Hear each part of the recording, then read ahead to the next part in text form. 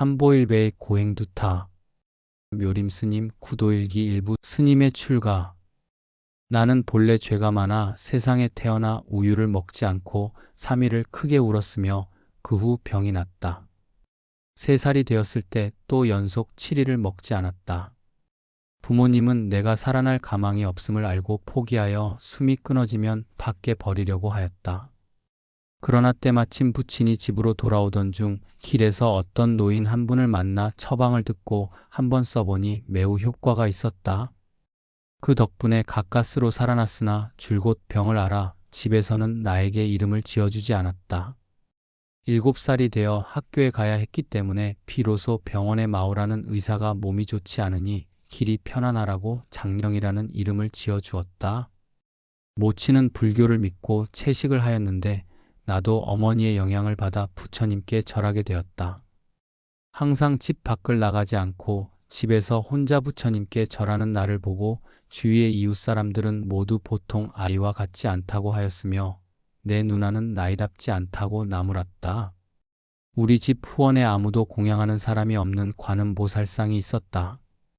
어머니께 수차 집안으로 모셔오기를 요청하였으나 들어주지 않았다. 그래서 연속 3일 밥을 먹지 않았는데 부모는 그 까닭을 알지 못했다. 부친이 왜 밥을 먹지 않느냐고 물었다. 나는 관음보살상을 모셔올 것을 청하였다.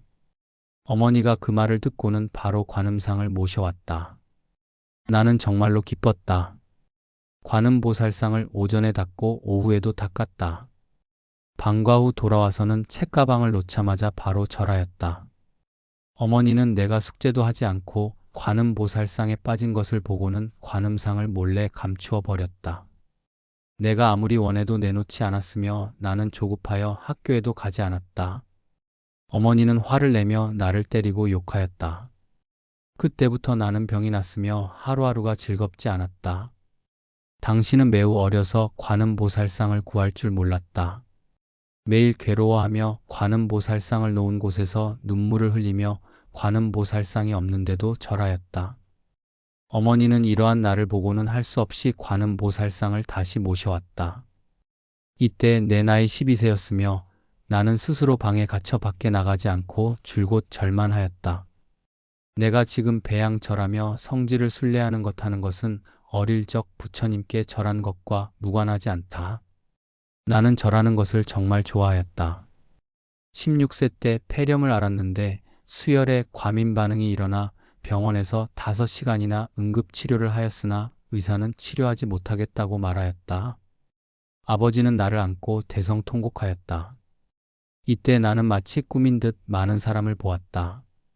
어떤 사람은 아는 분이었으며 어떤 사람은 모르는 분이었다. 나는 이들을 따라 높은 계단으로 올라갔다. 높은 곳에서 어떤 보살의 방광을 보게 되었다. 지금 비로소 그분이 지장보살이라는 사실을 알게 되었다. 나는 눈을 뜨지 않고 손이 마비되면서 계단 위에서 뛰어내렸다. 알고 보니 병원의 침상 위에서 뛰어내린 것이었다. 집안 사람들은 기뻐하였다. 의사 선생님이 말하였다. 이렇게 죽었다가 살아난 것은 처음 봤다. 이와 같이 나는 죽었다 살아났다.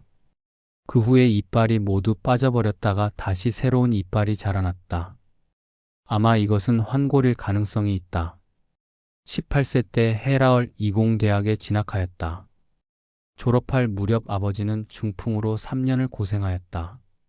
아들로서 아버지를 위하여 무엇을 해드려야 할지를 몰랐다. 나중에 나는 채식을 하면서 아버지를 위하여 대신 고통을 받기를 발언하였다. 결과적으로 1개월이 채 지나지 않아 부친의 병은 치료하지 않고도 완쾌되었다. 나는 졸업 후 국영기업에서 영업을 담당하였으며 아울러 부사장을 맡게 되었다. 그러나 채식을 하기 때문에 번화한 속세에서 어떻게 대처해 나가야 할지 몰랐다. 나는 매우 소극적이었다. 그 후 침대 앞에서 내가 가사를 입고 있는 모습의 환상이 나타났으며 마땅히 출가해야겠다고 느꼈다. 부모님께 말씀드리니 아버지는 관여하지 않았으나 어머니는 허락하지 않았다. 누나가 말하기를 어릴 때부터 다른 애들과는 다르다고 보았단다. 할 수 없이 편지를 써서 쌀자루 안에 놓아두고는 출가하였다. 편지의 내용은 다음과 같다. 존경하는 두 분께. 두 분이 이 편지를 보게 될 때 불효한 이 아들은 출가의 길에 올라 있을 것입니다. 저는 출가의 길을 선택하여 제 일생을 완성할 길을 갈 수밖에 없습니다. 저를 찾지 말아 주십시오. 제 자신의 일을 잘 처리할 테니 걱정하지 마십시오. 불법에 대하여 믿음이 없는 사람들은 묘함이 어디에 있는지 모릅니다. 저에게는 오히려 가장 좋은 귀착점입니다. 아들로서 비록 몸으로는 효를 다할 수 없지만 마음으로 효를 다하여 두 분의 양육의 은혜에 보답할 것입니다. 어머니, 초파일은 어머니의 생신입니다. 제가 비록 어머니 곁에 없을지라도 어머니께서 기뻐하셔야 모두들 기뻐할 수 있을 것입니다. 모든 어머니는 자식이 곁을 떠나기를 바라지 않습니다. 그러나 당신 아들이 출가의 길을 선택한 것은 더욱 많은 어머니들이 고해에서 벗어나게 하기 위함입니다. 인간 세상의 즐거움은 일시적이며 저의 괴로움도 일시적입니다. 어머니 아들은 떠납니다. 어머니께서는 반드시 슬픔을 견디실 것입니다. 관세음 보살을 많이 염하십시오. 어머니께서는 불법에 대하여 신심이 깊으시니 아들의 출가에 대하여 이해하실 수 있을 것입니다. 저는 어머니께서 스스로 탐착과 욕망을 버릴 수 있을 것이라 믿습니다. 놓아버리십시오. 청정한 신자가 되십시오. 두 분은 안심하십시오. 저는 부모와 조상님들께 부끄럽지 않는 사람이 될 것입니다.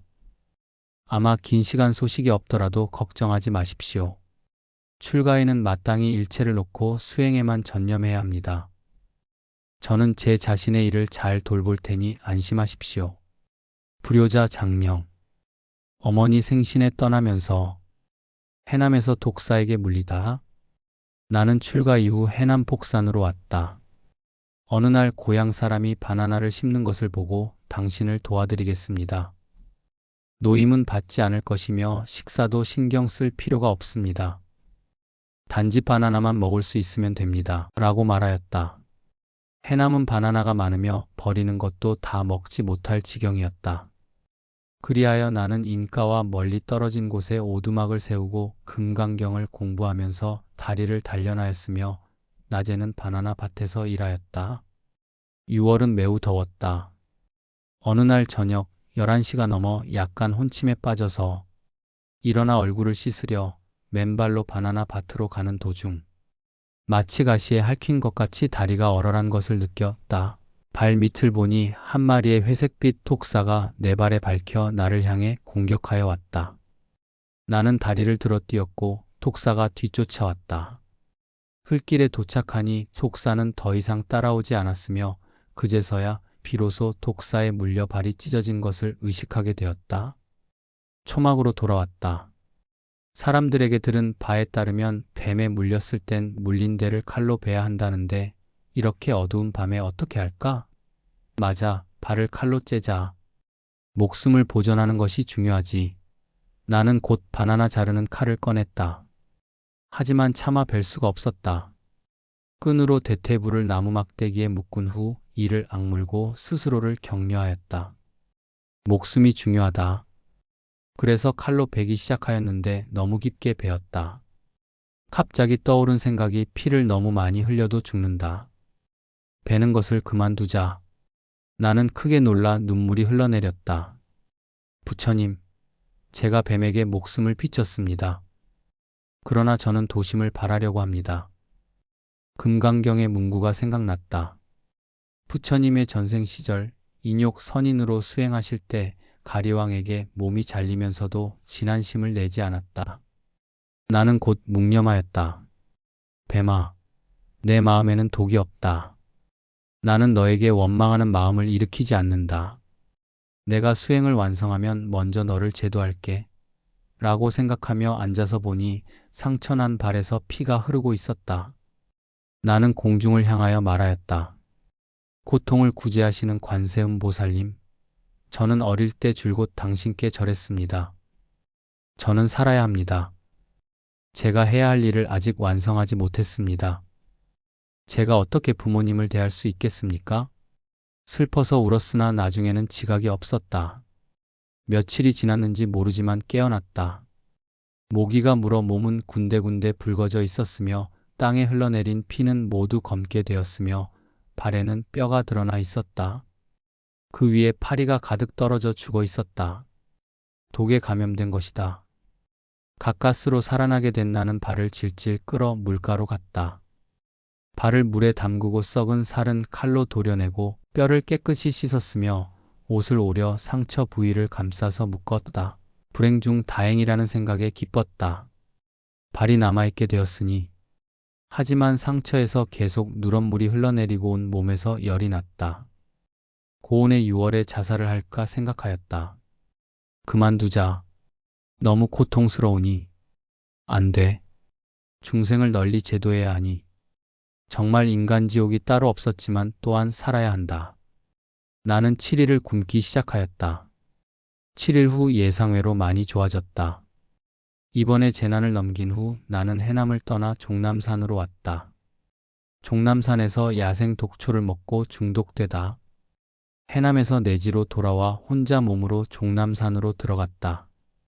인간 세상과 멀리 떨어진 산 계곡에서 생활하면서 야생초, 송진, 나무 껍질, 황정 등을 먹으면서 지냈다. 매일 동물들과 왕래하였는데 그들은 나를 해치지 않았고 나도 매우 자유로웠다. 2년여를 지난 어느 날 하루는 황색의 작은 야생초를 먹었는데 수분이 매우 많았다. 대략 10몇 입을 먹고 나서 혀가 마비되는 것을 느끼고는 그 야생초에 독이 있음을 알아차렸다. 곧 목이 뻣뻣해지고 입도 움직이기가 어려웠다. 물을 마시려고 하였으나 이미 늦었다. 곧 지각을 잃게 되었다. 단지 무수한 천녀가 꽃을 뿌리면서 웃으면서 나에게로 와 나를 둘러싸고 도는 것이 보일 뿐이었다. 나는 머리도 들지 못하고 무엇이 보여도 보지 않았다. 마음으로 생각하기를 무엇하러 여기 왔나. 마음으로 생각하면서 눈을 뜨니 꿈을 꾼 것과 같았다. 위로는 토하고 아래로 설사한 누른 물을 보고 나는 비로소 방금 마치 죽은 것과 같은 상태와 같음을 알아차렸으며 아무것도 분명하지 않았다. 이번에 중독으로 위장이 상해서 할 수 없이 물만 마시면서 시간을 보내다. 그러니 점차 위가 좋아졌다. 도의 마음을 바란 수행자들에게 알려드리려고 한다.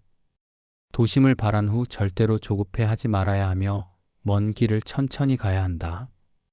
단지 가기만 하면 목적지에 도달할 수 있을 것이다. 두려운 것은 가지 않는 것이다.